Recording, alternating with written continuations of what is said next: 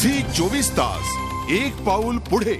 सांगली महापालिका वॉर्ड क्रमांक 26 मध्ये निवडणूक वादातून हाणामारी झाली आहे। राष्ट्रवादीचे माजी महापौर मैनुद्दीन बागवान यांचा भाऊ आणि अपक्ष उमेदवार जमील बागवान यानं काँग्रेसचे उमेदवार जहूर बागवान यांना बेदम मारहाण केली।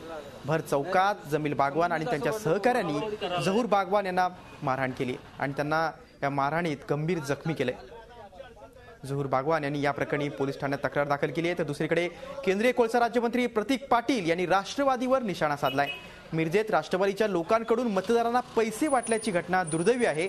अशा प्रकारे पैसे वाटून आणि हाणामाऱ्या करून निवडणुका जिंकण्याची नवी प्रथा राष्ट्रवादीने आणली आहे, अशी गंभीर टीका प्रतीक पाटील यांनी केली।